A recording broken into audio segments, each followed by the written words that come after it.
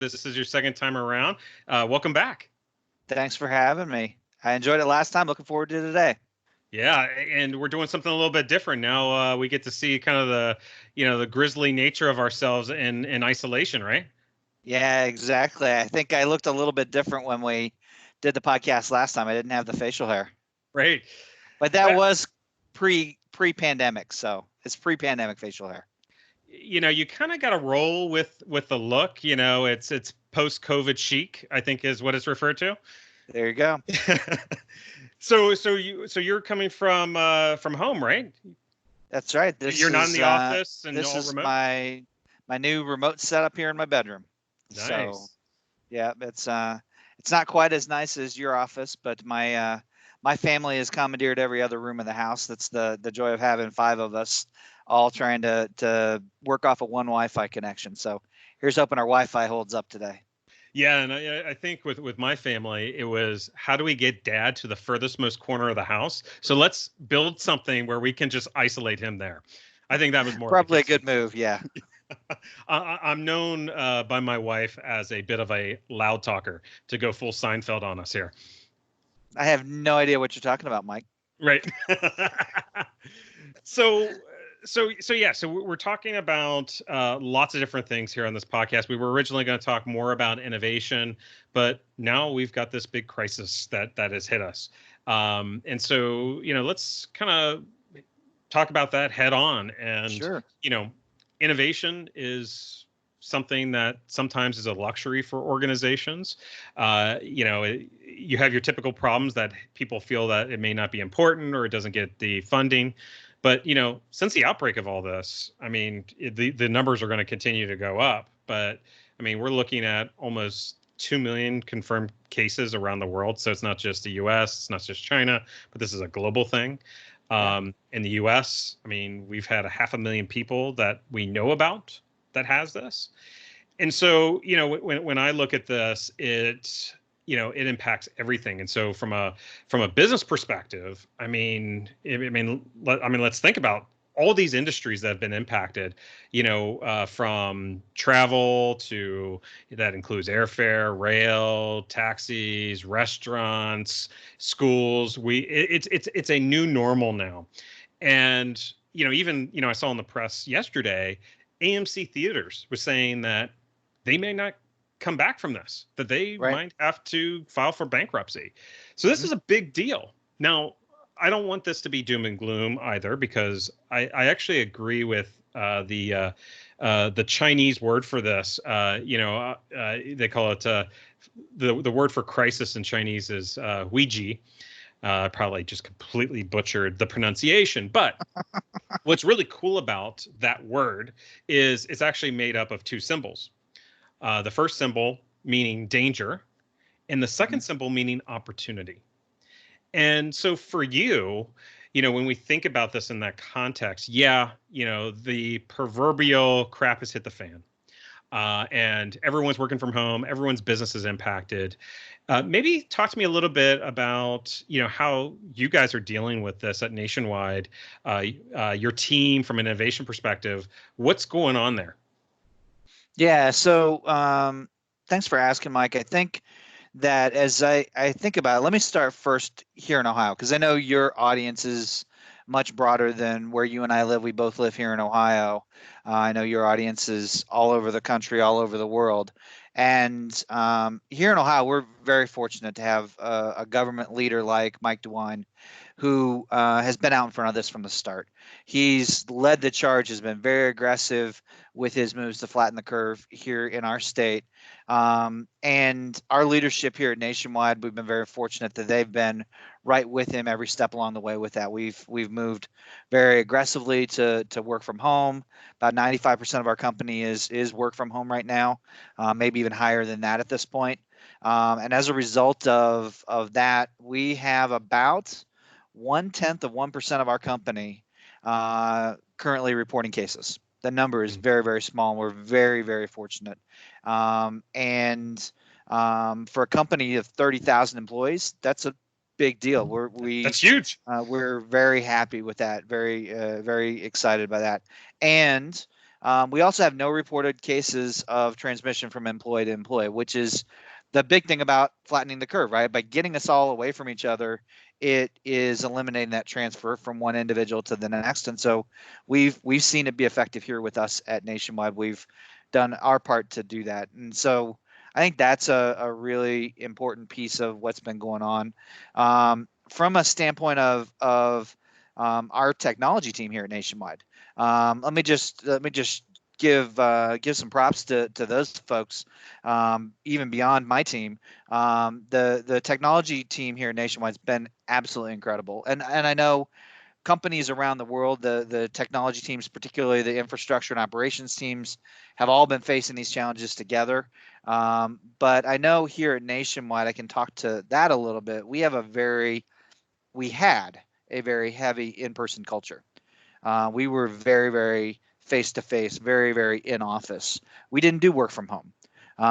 Nationwide, it's right there in the name. We're a company that is U.S. based. Our customers are here in the U.S. Our employees are here in the U.S. We're big, Fortune 75, but very, very small from a time zone perspective. We only work across 3 time zones, and so we were able to manage that in-person culture, and it was very effective for us. So for us, moving to work from home was a really big deal. We had a lot of people that had never experienced that. We had an infrastructure that had never been through that. And what really amazed me was that our technology team was able to pull all that off in less than a week once our CEO said, let's pull the trigger. We had strong business continuity plans. We had a proactive analysis of our technology landscape. We had strong vendor relationships with vendors like Microsoft. I mean, we were on the Office 365 suite, and so we've really leaned in and leveraged that capability, and the fact that we're able to leverage Office 365 without working over VPN, that security, being safe and secure without the additional load on our VPN, has been a big deal to help us navigate this.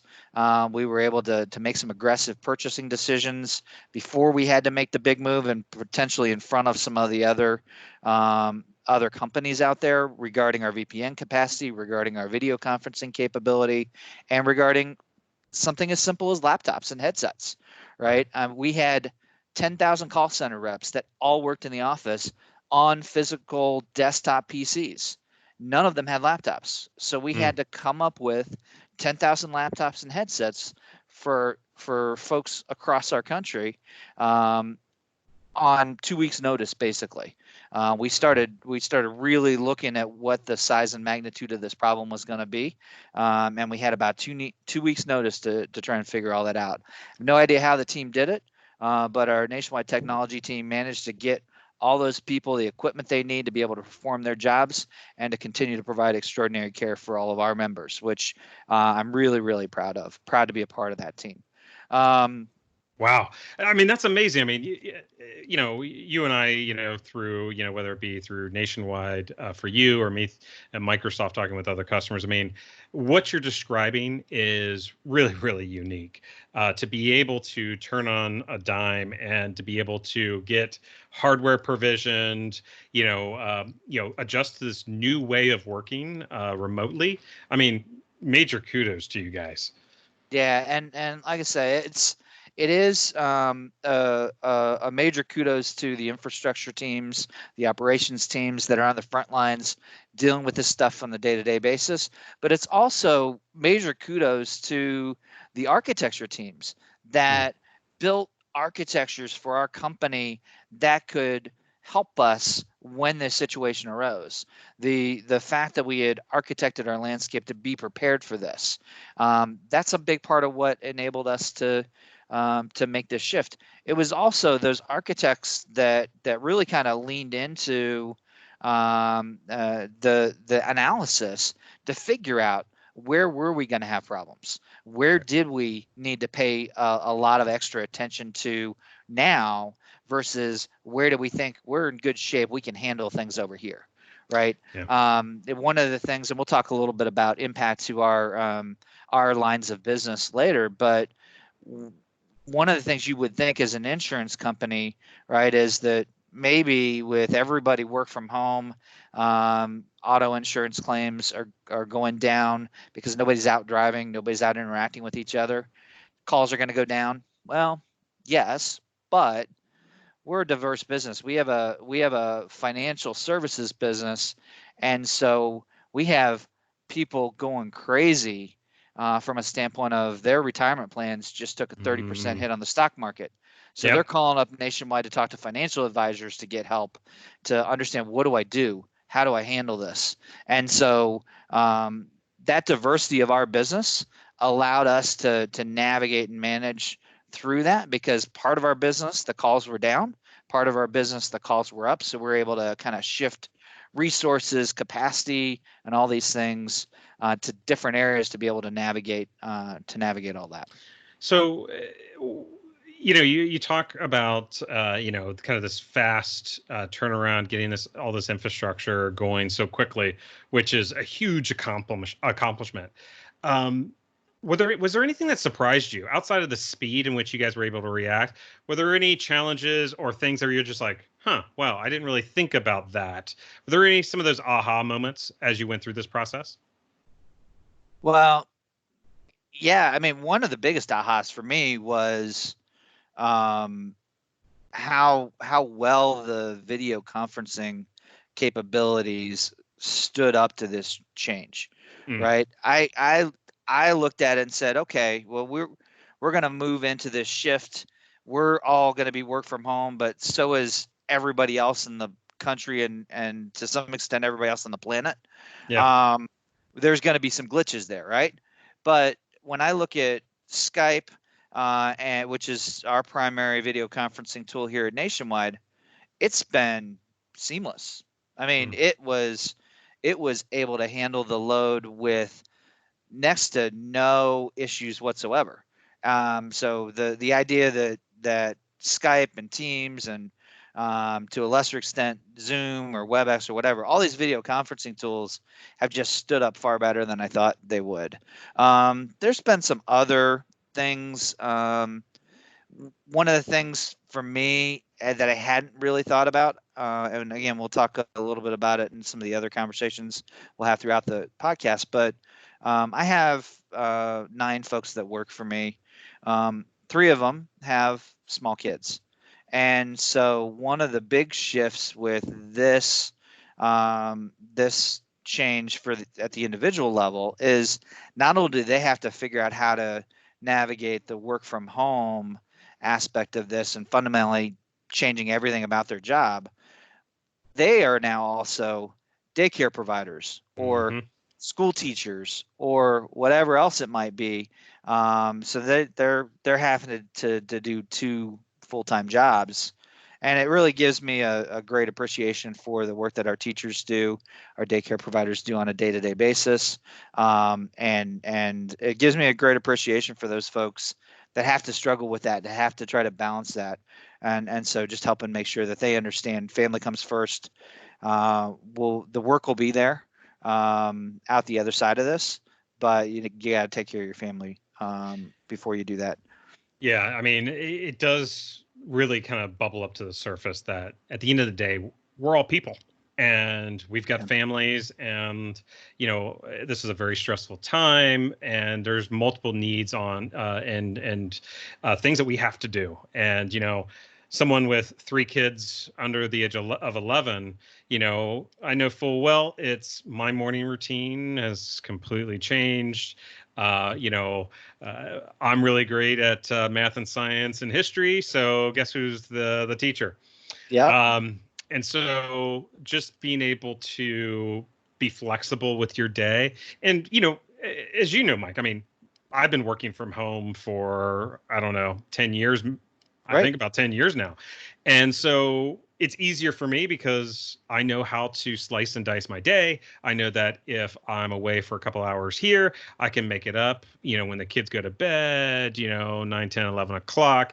You got an email from me at like 2 in the morning. Sometimes it's a little too late. But for other folks that are more used to the 9 to 5 thing, it's a big deal. And also another thing we don't think about. that others that work from home kind of face every day is the separation between home and work, Yeah. and making sure that you have a healthy line between the two. And that's what I really have enjoyed about coming back to Microsoft. And this podcast isn't about promoting Microsoft, but just from an experience as an employee, we have our almost daily email communications from our executive leadership, letting us know what the situation is. We had two out of the 140,000 people at Microsoft. We had two on, that was at campus that had contracted the disease. We immediately shut down that building. The next day, we shut down essentially the entire campus. So everyone went remote. So the leadership and their reaction time was just phenomenal. But also, I mean, the tech part's easy because we make a lot of this tech, but the softer side also was really important. So, we had a professional doctor and therapist from the Seattle Seahawks come on to do a webinar, talk about mindfulness and how starting off your day on the right foot in this very stressful time where you've got 2, 3, 4 different jobs now, because not only are you doing the stuff that you would normally do at work, but also, like you said, you're providing the childcare, you're the referee for when your kids are fighting, you're the you're the teacher, and it goes back to what was that movie, The Incredibles 2. Math is math, and it's like, why did they change math? And so you go and you're now learning this new form of math, and it's like, this is crazy. So the point is I think going through this time, it's the points that you made about the people side of this, and making sure that in this time of crisis that we really emphasize that we're going to get the most out of people, not by saying you've got to be on a webcam from 8 to 5, but you're going to get the most out of people by significantly reducing their stress. And if that means they're working 3 to 5 hours a day, well, that 3 to 5 hours is going to be super productive, because they don't want to be in that situation, at all, but they have to be. But they're going to work so much harder for the company and for you if they know that you've got their back and that you're understanding and you're willing to support them. At least that's been my belief, and how I've ran teams and what I've observed from other groups as well. I absolutely agree. So with that, I mean, so your impact to your team. So you're an innovation team. And, I mean, we talked about, I think this last time a little bit, to introduce a little bit of levity here. We talked about, innovation teams. They love to throw Post-it parties. They love to get together. Yep. They like to, get some coffee, some muffins, a bunch of Post-it notes, and just spend the day just putting things on the wall, making them pretty and colorful. So now we're all stuck at home. How has this changed for you and your team, in your innovation team? Yeah, so it's a great question, Mike. It's been a little bit of a change, but not a huge change. So one of the things I would say we have done here within corporate innovation at Nationwide historically is we have a lot of folks that are not part of the core Nationwide team that work with our innovation teams.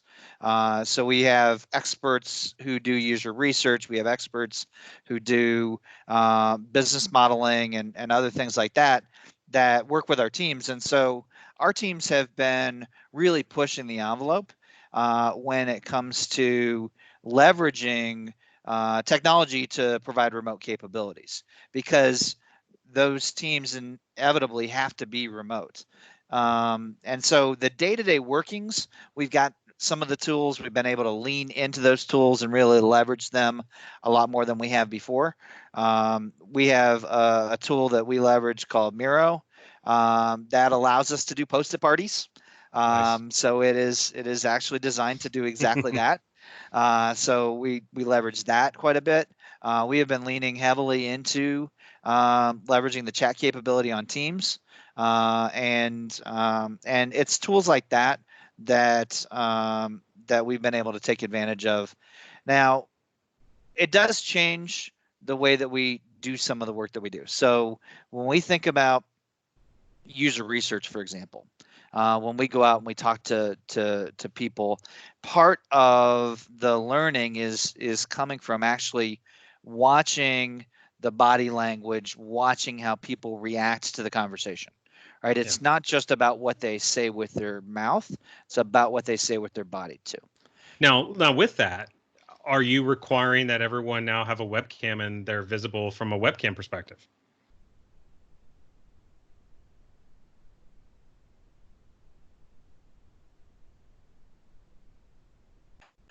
And being able to from a perspective of the internal use that the internal meetings that we do too. So yeah, we do take a lot of advantage of webcams, but it's not the same, right? It's almost as good. And for meetings that we have with people like you and I here, it's you and I talking on a webcam is not much different than you and I talking face to face, right? Yeah. But we know each other. We have a history. We have a language between us where we can read body language through something like that. When you're meeting someone for the first time and you're doing user research with them to try and understand their stated and unstated needs, it's a little bit different. And so we're trying to figure out how good the results of those user interviews are compared to what we were able to get before from some of the studies that we would do. And we're just kind of feeling our way through that right now. But it does impact how we make decisions. It impacts how much we trust the research that we're doing. It impacts how much research we need to do to be able to validate what we think we're hearing. Maybe we might have 2 or 3 extra interviews because we want to validate that what we think we're hearing is indeed what we're hearing, right? So so it is changing some things, but in general, I think we've been able to navigate it pretty well. And I want to double click on the point that you made about the body language. I think is so important, and we've known this for a long time. Human beings, we're a non-verbal species. 80% of communication is non-verbal, and so some of the best practices that that I've seen is actually what I'm practicing right now. So if you look at my frame, you can see my arms separated out. You can see a good part of my torso. So you can see my movements. If I'm engaged, then I'm probably doing something with my hands and I'm inflecting something, using my hands as a signal. But also if I'm disengaged, so I deliberately crossed. So, this is the standard sign of I'm stonewalling to some degree, or I'm being defensive or insecure or what have you. You can pick up on those cues, and if you're just like this, you can't see any of that. Right. And so having 2 or 3 feet distance from the webcam itself helps a ton to be able to see, even if it's, between me and you, I can give you a hard time if you're checking email while we're talking, because I can see physically you shift versus just your head. It could be any number of things. Oh, so I should stop? Is that what you're telling me? Yeah. I thought this would be a good time to catch up. Because you're busted, buddy. So from a macro perspective, now you have a better understanding of how good the art is, for all your employees in their bedrooms, and you guys can publicly shame each other. But outside that, from an innovation perspective, what's now the focal change? Because right now, I'm sure your business isn't looking for, insurance 2.0, 3, 4, 5.0. But now we've got all of these things happening. How has your focus changed as a result? Yeah, that's a great question, Mike. I think there's a couple of things I would say that we have been really trying to do. So I think that first one is understanding that this pandemic has changed human interaction, right? It's fundamentally changed how humans interact. And so I don't think any of us necessarily know what that looks like long term, right? Yeah. I think it'll get back to normal to some extent, but I've read articles that suggest that handshakes may go by the wayside, Right. right? And when we come back, so fundamentally, human interaction has changed. We already talked about the potential impact of that on research, but think about some of the innovation solutions. We're seeing more and more opportunities to introduce solutions like what you have seen with teledocs, right? Mm-hmm. So, are there other opportunities where we can take that sort of digital coaching or digital experience to people, and even in environments where historically they may not have been comfortable with technology? Everybody Right. through this pandemic is being forced to be comfortable with technology, to learn this. And so whether it's the 8-year-old that's now doing it with their school class, or whether it's the 90-year-old that's doing it from the nursing home as their only way to interact with their grandkids, everybody is becoming comfortable with these sorts of digital video conferencing capabilities and new ways of interacting. And so I think Do you that think, Mike, that your team, that you're going to have a conversation with your team or maybe even your colleagues where they say, "Hey, I kind of like this whole remote work thing." Um, and the nationwide culture will fundamentally change from being, "Hey, we've got to be here in person all the time," to, "Hey, we got to diversify a bit here." Do you see that as a possible outcome here? absolutely, absolutely. I think going out the other side of this, nationwide, not only the organizational receptiveness to work from home, but the individual leader receptiveness to work from home, I think will fundamentally change. I think people will still see the value of face to face.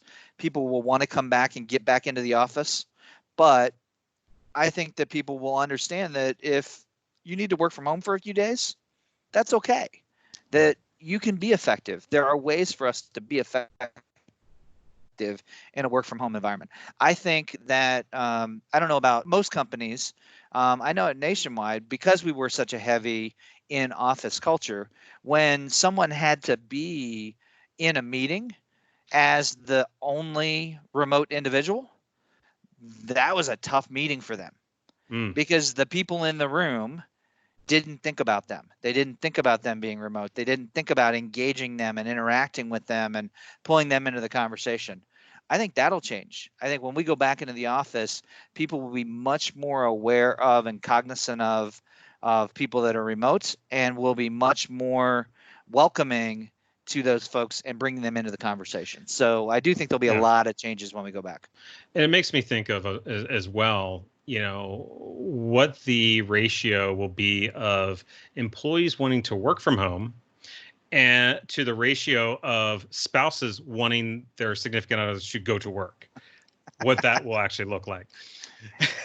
So not only will we have the work dynamic, but also I think we'll also have the home dynamic. Because I can tell you from personal experience, when a business trip comes up, it's, the family's like, okay, we might have had enough of dad for a little while. We could use a little bit of a break. Mm-hmm. So yeah.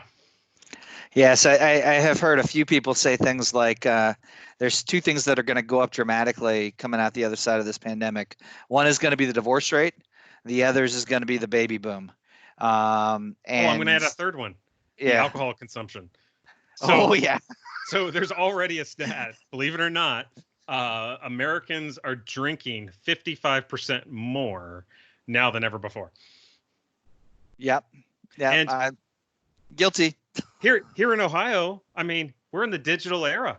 I can social distance and have my brewery down the road deliver a keg to my house. Right. Right. Absolutely. It's a great thing. Now I can't get my bourbon because that's got to go through a liquor store. But beer, wine, I joined. The Gary V, the wine library guy, he's now got a new service where essentially every day they text you with a wine, and you just simply reply back with a number. How many bottles do you want? And then they automatically bill your credit card and send it to you. that can be very dangerous. It can be. It can be, absolutely. But it's a way where I think people are innovating and using this as an opportunity to reimagine how we interact with consumers, how we offer goods and services to consumers. And I don't think some of those things, Gary Vee's not going to take that away when the pandemic ends, right? When we No. defeat COVID, which I have no doubt that we eventually will, he's not going to stop that offering. He's still going to continue to offer that. He's still going to want to deliver wine and beer and make that as easy as possible. And I've heard it said many times, never let a good crisis go to waste, right? Mm-hmm. And I think that's absolutely true from a standpoint of all of us rethinking how we do business. I think it's true from a standpoint of companies reimagining how we interact with consumers and the services that we offer to consumers. So I think that that's a really important aspect of how we think about this. And it doesn't have to be super high tech. It doesn't have to be to order wine. It shouldn't have to require me to have a HoloLens to virtualize a augmented reality wine bottle to catch my attention. No, it's, hey, I'm going to make it so easy and straightforward that you don't have to go onto the website. You don't have to open up the app. All you need to do is put a number and hit send. And so out of this, I think the common misconception with innovation is it's got to be complicated. And so we have an opportunity to potentially use existing technologies. He's using SMS as the universal language here to rethink with all these new social dynamics happening. I would imagine here over the next few months, we're going to see a ton of startups start to pop up, just like we saw in 2008. You got to remember, during the financial crisis, when we were heading for a depression, what companies were founded then? Airbnb, Uber, big, impactful companies. And so, absolutely, like you said, with a crisis also comes opportunity. Well, it's really important to understand that the needs that people have are changing, right? And while we do a lot of work with our innovation process to leverage design thinking to really understand the visible and the invisible needs of the people that we want to serve, and then we use a human-centered design process to try and help meet those needs. We also look at emerging technologies, and we look at emerging technologies very specifically so that we can help anticipate and understand the world that our customers are going to be living in tomorrow, and then better empathize with the needs that they're going to have in that world of tomorrow. Yeah. And so I think it's that ability to look forward and try to predict, to try to imagine how customer needs are going to change out the other side of this pandemic, and to start to develop solutions, not just for what we see today, but for what we anticipate happening down the road. And if we can't do that, if we can't anticipate, then we shouldn't be in the innovation business. Yeah, totally. And, things as simple as you and I are talking over webcams right now. And, Apple has done this with their FaceTime product, but everyone else hasn't really done this. Something as simple as right now we're talking to each other, but I have to stare at the camera so that you think that I'm looking at you. But when I look at you down on my screen, it looks like I'm not looking at you. So, Apple did something very, very simple where they said, oh, let's use, our AI technology to essentially simulate your eyeball looking at the camera when in fact you're looking down at your screen. Simple things like that, that we're talking about here. And so, as far as practical advice that you would give an innovator in this crisis, what would be some practical tips that you would give someone that's facing the same challenge that you're facing, whether or not they're on an innovation team or not? Yeah, I think it's really take this opportunity to rethink how we work for the long term. We've talked a little bit about how we think coming back, there's going to be a lot more openness to work from home and things like that. What are other ways where we can really rethink how we work for the long term? I think we need to be thinking about how we reimagine the business that our companies are in. I think that's an opportunity for us all to be doing. I think there's an opportunity to better understand customer needs and anticipate the ways that we can help, again, both in the short term and in the longer term. Now, And Mike, then, are you finding that executives are open to that advice?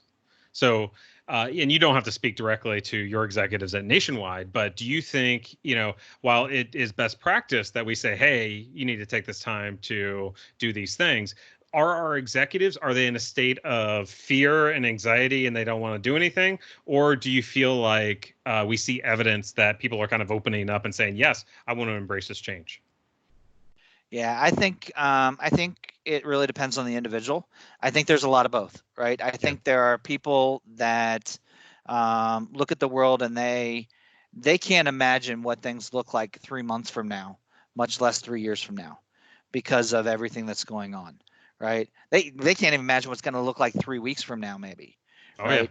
And so how and when you have difficulty looking out 3 weeks into the future, it's really hard to take an optimistic view of the future and to really lean into investing in ways to really transform your business long term.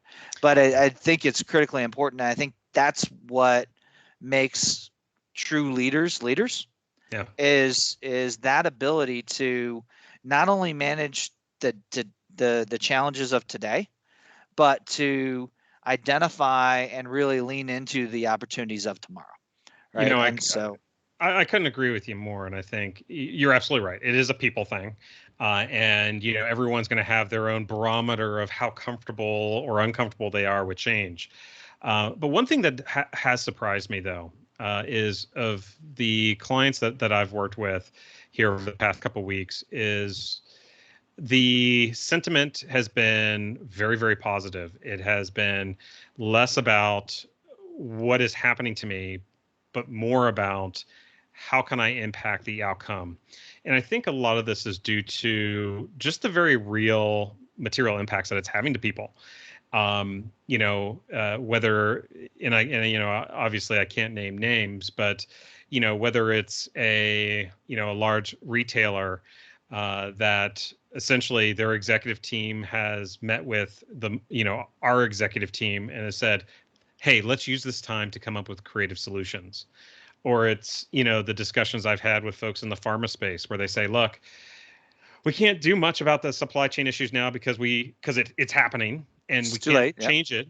It's too late. However, we know that there's going to be a second round. All the scientists and doctors are all saying that as soon as the southern hemisphere chills out a little bit, we're going to see another wave. So how can we prepare? Where before they wouldn't have thought in that way.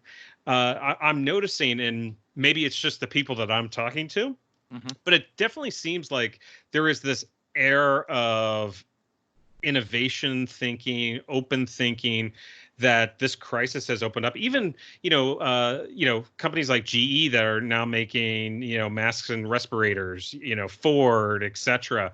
Mm-hmm. That sort of change would have been extremely difficult in the past. Yeah. So you might not be able to talk about your clients, but I can name names, right? So I'll name one name, and that's the folks that are running a project here in Columbus called Can't Stop Columbus, and this started with a tweet. There was a gentleman that just tweeted out and said, "Hey guys, what if we as a tech community came together and tried to see if we can solve some of these problems, right? This COVID crisis is creating all of these problems all over the place where we didn't anticipate things coming together, and the government or small businesses or whatnot are doing the best they can, but they aren't always equipped to be able to handle everything. What if we came together as a tech community and tried to help?" Right. It's just a simple. It was a far more elegant tweet than that, but just a very simple tweet. In less than 7 days, there were over 1,000 volunteers from the Columbus tech community that had come together working on active projects, and I believe within a week they had already launched 4 or 5 active new applications solving very real problems for the small business community, largely Wow. in the Columbus area. And it's now a few weeks past. They've got a backlog of ideas and projects that they're delivering, and it's just amazing to see what when people rally together facing a challenge as significant as this. It's just great to see the human spirit come out in everybody, and people just volunteering time and talent to help solve this problem for the good of everybody, right? And that's just one example, and you could probably talk to hundreds of different examples of healthcare professionals or first responders or teachers going out of their way to deal with a completely different classroom setting to be able to still teach their students. There's so many different ways that people are stepping up to the challenge, and it's just amazing to see the human spirit at work. It is, and probably